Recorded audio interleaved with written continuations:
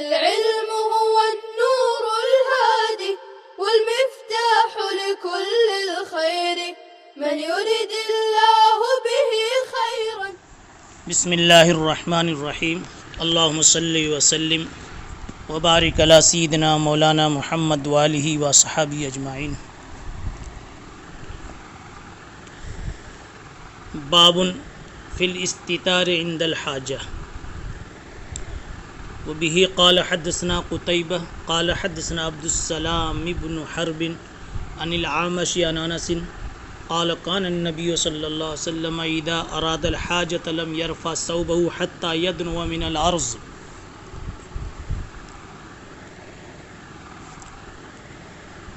قال ابو عیسیٰ هكذا روى محمد بن ربيعة عن العامش عن انس هذا الحديث. وروى وكيع والحماني عن العامش قال قال ابن عمر كان النبي صلى الله عليه وسلم إذا أراد الحاجة لم يرفع ثوبه حتى يدنو من الأرض.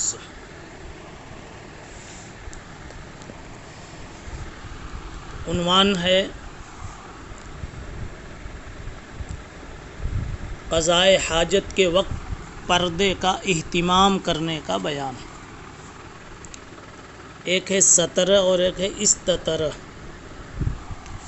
استتار میں کچھ زیادہ ہی پردہ ہونا چاہیے.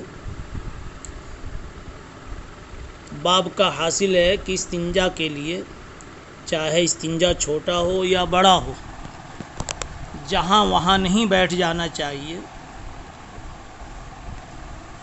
اہتمام سے پردے کی جگہ آڑ کی جگہ تلاش کر لینی چاہیے. روایت میں اسی مضمون کو بتلایا گیا ہے. یہ روایت امام ترمذی رحمۃ اللہ علیہ کے استاد ہیں قتیبہ، ان کے حوالے سے حضرت سنا رہے ہیں. قتیبہ کے استاد ہیں عبد السلام ابن حرب. یہ کوفہ کے رہنے والے ہیں اور ثقہ ہیں. محدثین نے ان کی توثیق فرمائی ہے. عن العامش، عامش ان کا نام سلیمان ابن مہران.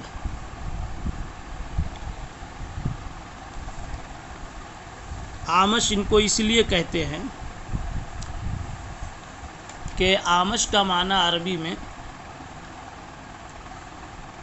چدھیانے کے، جس کی آنکھ سے پانی بہتا ہو اور رات کو اسے نظر نہ آتا ہو.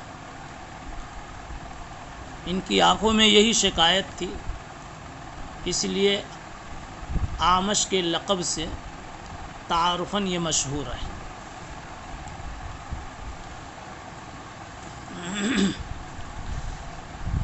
یہ روایت لیتے ہیں حضرت انس رضی اللہ عنہ سے. آپ یہیں سمجھ لیں کہ حضرت انس رضی اللہ تعالیٰ عنہ سے عامش کی ملاقات نہیں ہے. اسی لیے نیچے چل کر امام ترمذی جب تبصرہ کریں گے تو بتائیں گے کہ عامش عن انس،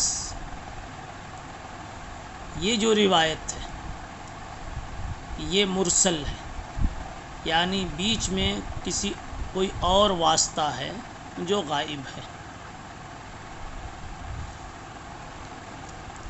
روایت کے الفاظ ہیں نبی پاک صلی اللہ علیہ وسلم کان النبی صلی اللہ علیہ وسلم اذا اراد الحاجہ، جب آپ استنجا کا ارادہ فرماتے تو اپنا کپڑا نہیں اٹھاتے یہاں تک کہ زمین سے قریب ہو جاتے.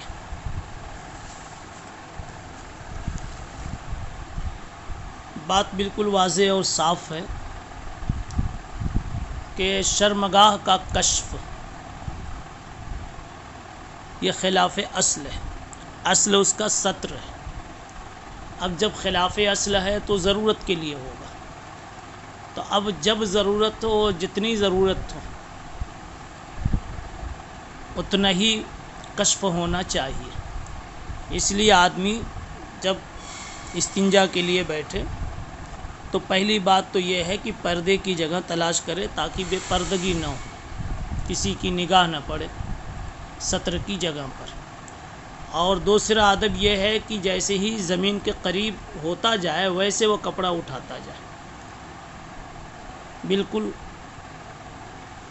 بے ترتیبی کے ساتھ کھڑا ہے اور پورا کپڑا اٹھا لے، ایسی بے ترتیبی بے تہذیبی نہ کرے۔ اس حدیث سے دو قاعدے بھی فقہ کے مستنبط ہو سکتے ہیں۔ ایک تو الضرورات تبیح المحظورات، کہ ضرورت کی وجہ سے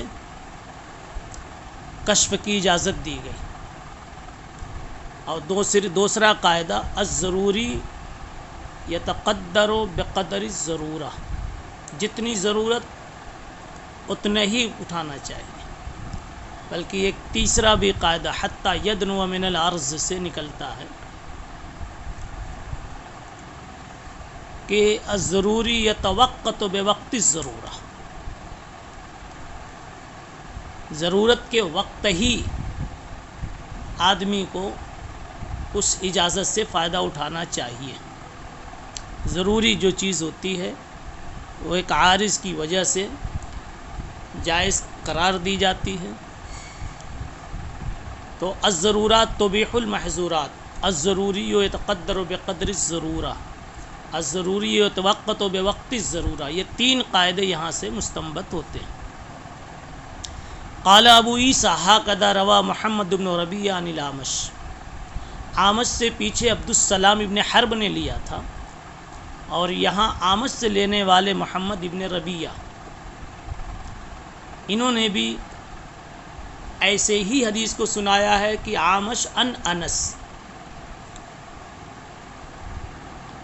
اور پھر وہی روایت پیش کی ہے۔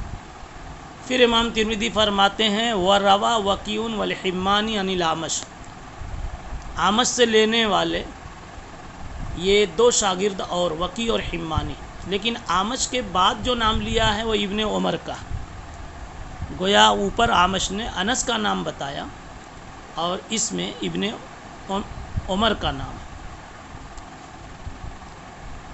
الفاظ بھی دونوں روایتوں کے ایک ہی جیسے۔ اب امام ترمذی فرما رہے ہیں وَكِلَا الْحَدِيثَيْنِ مُرْسَلٌ، دونوں حدیثیں مرسل ہیں۔ حضرت انس کی روایت تو آپ نے دیکھ لی، ابن عمر کی روایت بھی دیکھ لیجئے، کان النبی صلی اللہ علیہ وسلم اذا اراد الحاجۃ لم يرفع ثوبه حتى يدنو من الارض، دونوں حدیثیں مرسل ہیں۔ مرسل اس لیے ہے کہ وہ یقال لم يسمع الاعمش من انس ابن مالک، اعمش نے انس ابن مالک سے کچھ سنا نہیں ہے اور کسی صحابی سے نہیں سنا۔ ہاں حضرت انس ابن مالک کو دیکھا ہے، چنانچہ خود انہوں نے کہا کہ رأیتہ یصلی، میں نے حضرت انس کو نماز پڑھتے دیکھا ہے، فذکر عنہ حکایۃ فی الصلاۃ، پھر ان کے نماز کی کہانی بھی اور تفصیل بھی بتائی۔ آگے فرما رہے ہیں کہ اعمش کا نام سلیمان ابن مہران ہے، ان کی کنیت ابو محمد، نسبت کاہلی ہے، اور یہ بنو کاہلہ کے قبیلے کے یہ آزاد کردہ غلام تھے۔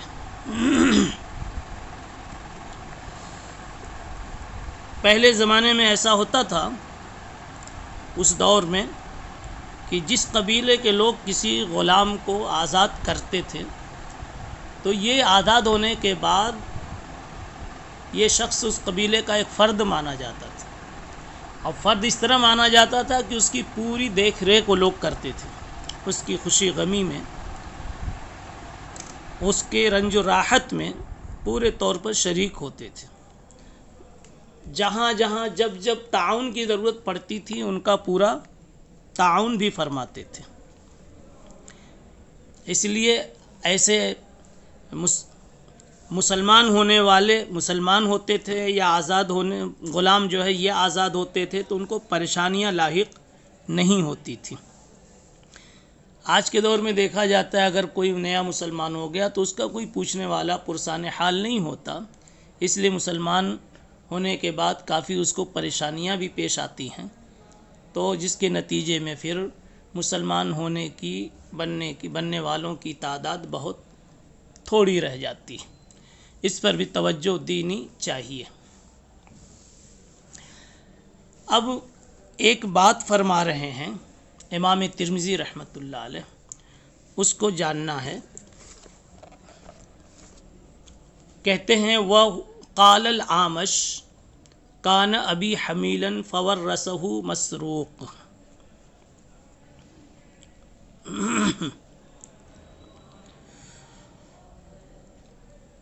میرے باپ، عامش نے کہا میرے باپ حمیل تھے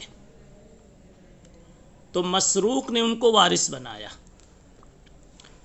بدو بات جاننی ہے کہ حمیل کس کو کہتے ہیں اور مسروق نے وارث بنایا، تو امام ترمذی یہ بتا کے کیا کہنا چاہتے ہیں. صحیح بات تو ہے کہ صرف عامش کے والد کا ایک تعارف مقصود ہے، ضمناً ایک مسئلہ میراث کا یہاں پر آ گیا ہے. حمیل کس کو کہتے ہیں؟ حمیل اس بچے کو کہتے ہیں کہ جو بچہ کسی ماں کی گود میں تھا اور ماں کو گرفتار کر کے دارالاسلام لایا گیا. اب یہاں آنے کے بعد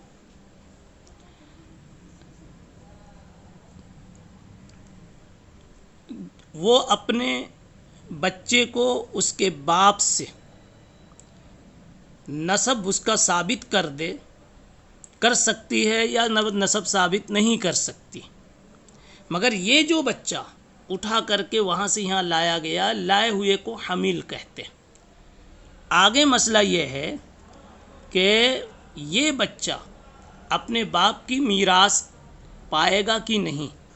تو اس سلسلے میں اصول یہ ہے کہ اگر یہ ماں اپنے اس بچے کا نسب اس کے باپ سے ثابت کر دے تب تو اس کے باپ سے میراث اس کو ملے گی. یعنی اس کے باپ سے اس کا نسب ثابت کر دے تو یہ بچہ اس عورت کا جس کی گود میں ہے قانونی بیٹا مانا جائے گا اور اس کی میراث وہ پائے گا، اور اگر ثابت نہ کر دے تو نہیں پائے گا. اور یہ مسلک احناف کا ہے. تنہا اقرار سے کہ عورت کہے کہ میرا بیٹا ہے، میں گود میں لے کے آئی ہوں، صرف اقرار سے یہ اس کا بیٹا نہیں مانا جائے گا. بیٹا مان بھی لیا جائے تو میراث نہیں دی جائے گی. ہاں ایک صورت ہے جب کہ کوئی اور وارث نہ ہو اس خاتون کے، جبکہ کوئی اور وارث نہیں ہے اس خاتون کے، تو ایسا بیٹا پھر اپنی ماں کا وارث بن سکتا ہے. اس خاتون کے ذوی الفروض میں اور اسبات میں کوئی نہیں ہے تو اب یہ بن سکتا ہے. یہ احناف کا مسلک ہے. شوافی وغیرہ نے اس میں یہ کہا، اور یہی امام شافعی امام ترمذی بھی فرماتے ہیں کہ جو بچہ کوئی خاتون اپنی گود میں لے کر کے دارالاسلام آ جائے تب یہ بچہ اپنی ماں کا علی الاطلاق وارث بنے گا. اختلاف ہوا. پھر سے ایک مرتبہ مسئلے کو سن لیجئے. جو خاتون گود میں بچے کے ساتھ گرفتار ہو کر دارالاسلام لائی گئی، اب یہ بچہ اپنی ماں کا وارث بنے گا کہ نہیں. احناف نے کہا کہ اگر یہ ماں اقرار بھی کرتی ہے اور بینہ سے ثابت بھی کر دیتی ہے کہ میرے شوہر کا یہ بیٹا ہے اور میں اس کی ماں ہوں، تو اس کے باپ سے اس کا نسب ثابت کر دے اور اپنے کو ماں ثابت کر دے تو پھر یہ بیٹا اس کا وارث بنے گا، نہیں تو نہیں بنے گا. ہاں ایک صورت ہے کہ اگر اس کے ذوی الفروض اور اسبات میں کوئی وارث نہیں ہے تب تو یہ بچہ ہی وارث بنے گا. شوافی کے نزدیک ہر صورت میں علی الاطلاق چونکہ ماں اس کو گود میں لے کے آئی ہے اس لیے یہ بچہ اس ماں کا وارث بنے گا. امام ترمذی رحمۃ اللہ علیہ کہتے ہیں کہ میرے والد حمیل تھے، مہران سلیمان ہیں عامش، کہا کہ میرے والد جو مہران تھے وہ حمیل تھے اور ان کو حضرت مسروق نے وارث بنایا تھا. اس سے ثابت کرنا بتلانا چاہتے ہیں کہ امام شافعی رحمۃ اللہ علیہ کی بات کہ اس سے تائید ہوتی ہے۔ اب ضرورت ہے، آپ کو خیال ہو رہا ہے کہ حنفیہ کی طرف سے اس کا کیا جواب ہے؟ حنفیہ کی طرف سے اس کا جواب یہ دیا جاتا ہے کہ بہت ممکن ہے کہ مہران کی والدہ نے ان کے نسب پر بینہ پیش کر دیا ہو، یعنی مہران کو ان کی والدہ لے کر آئی تھی تو ان کی والدہ نے مہران کو ثابت کر دیا ہو ان کے باپ سے ان کا نسب۔ ایک یہ امکان ہے۔ دوسرا امکان یہ ہے کہ بینہ تو نہیں پیش کیا لیکن کوئی اور وارث نہ رہا ہو،